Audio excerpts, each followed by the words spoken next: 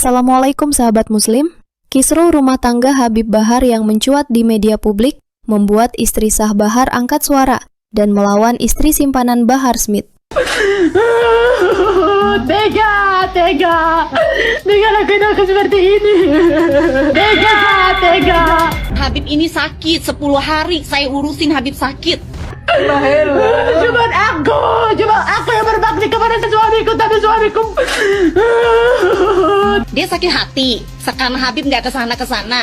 Jangankan Habib nih Yang dimana kesaksian dari istri pertamanya ini sungguh mengejutkan. Yang dimana pernyataan dari istri Bahar Smith ternyata ya membela Bahar Smith. karena saya dilantarin sama anak saya. Saya nggak pernah dikasih nafkah, itu pun nggak per bulan.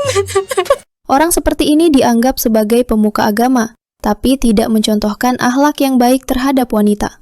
Berikut inilah kisah sedih yang dialami Helwa Bachmit bersama ibunya dibagikan ke publik. Nah, apa saja komentar dari para kreator yang merespon kisruhnya rumah tangga keturunan Nabi palsu ini? Kalian tonton sampai selesai ya.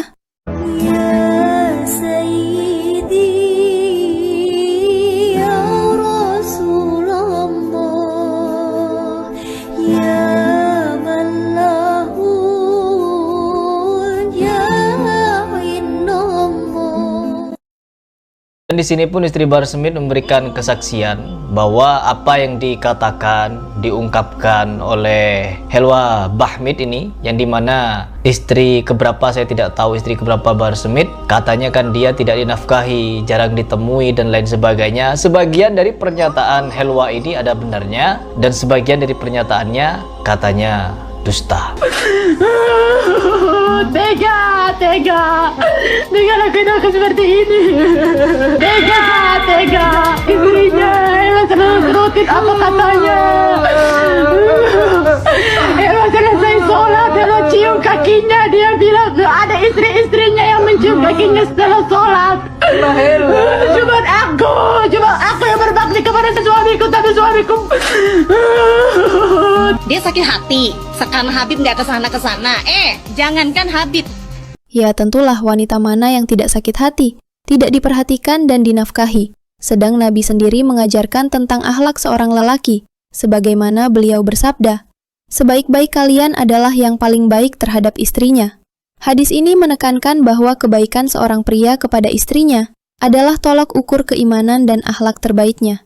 Nabi Muhammad SAW sendiri mencontohkan perilaku ini dengan cara membantu pekerjaan rumah tangga, seperti menjahit baju dan memperbaiki sandal, serta selalu berbincang dengan istrinya Aisyah radhiyallahu an. Tapi si Bahar ini memang bukan keturunan Nabi, tapi keturunan Yahudi Askenazi. Jadi dianggapnya kawin dengan wanita itu seperti kawin kontrak saja. Akhirnya jadi viral seperti ini. Jangankan Habib nih yang punya bini nih, yang lain-lain nih yang nggak jelas asal usulnya nih, bini-bini lain ini kan nggak jelas asal usulnya. Gue yang stay di sini. Gue tidur, Habib ceramah. Habib tidur, gue pergi aktivitas apa. Jadi nggak pernah ketemu. Jadi lu nggak usah nuntut lebih. Gue juga nggak pernah nuntutin waktu. Karena Habib ini bukan cuma milik bini-bininya, milik umat. Habib ini pendakwah, bukan pengangguran. Dia pengennya diklonin terus sama Habib. Dia kesel, Habib sehari nggak nyamperin dia. Ibunya udah telepon marah-marah. Lu harus ngerti, laki dia ini, laki anak lu ini bukan cuma punya satu bini.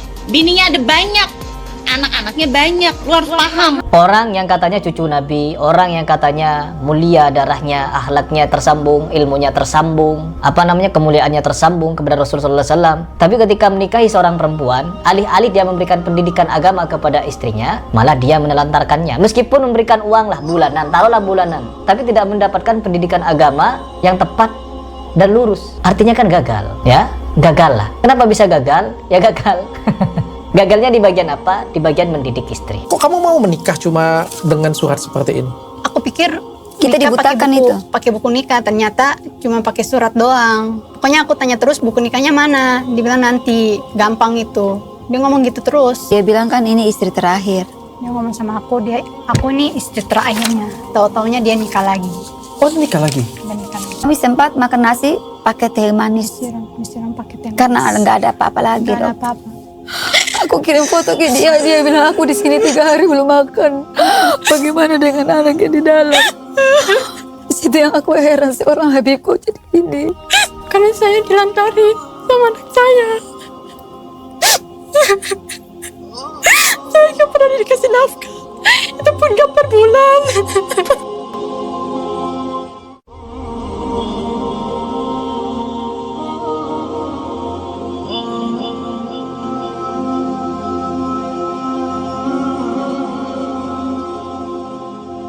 Habib ini sakit 10 hari saya urusin Habib sakit.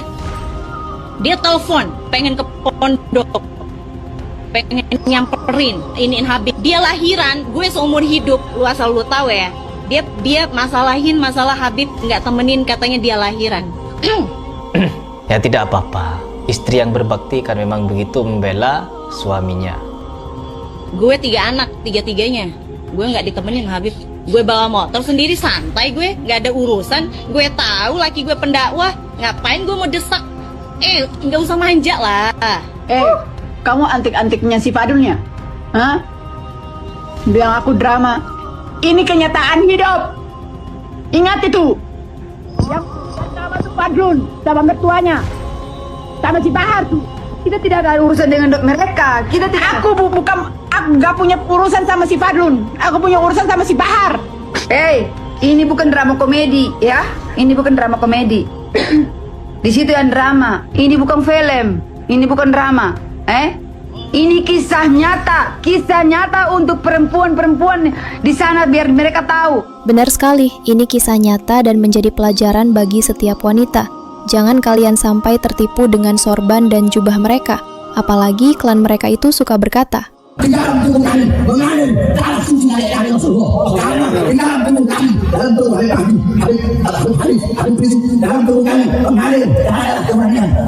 semua itu bohong semua.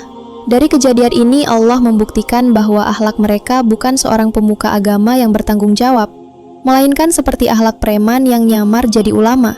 Karena mulut preman itu tidak berakhlak seperti mulutnya orang ini. Kamu kera-kera bersorban, kamu Ustadz Jahannam, kamu Kiai Bangs, goblok, otaknya jadi goblok. Bahar itu siapa? Jenderal siapa? Jenderal Mukibin. Mukibin itu siapa? Orang yang tidak pakai otak, saudara. Nah, orang tidak pakai otak, omongannya tidak bisa didengar, saudara. Jenderalnya jenderal KW, saudara. Jadi nggak bisa didengar omongannya. Sebab yang mengingkari keturunan Rasulullah salah satu dari 3, munafik, anak zina, atau anak yang disetubuh dalam keadaan ibunya haid. Kaum bacot, kaum congor. Bubarkan PKI! Bubarkan PKI! Bubarkan PKI! Bubarkan PKI, itu PKI! Istrinya serutin apa katanya.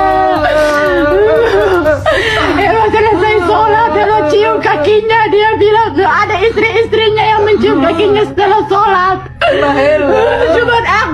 Cuma aku yang berbakti kepada suamiku, tapi suamiku terlalu mahal auman singa untuk meladeni gonggongan para anjing-anjing terus.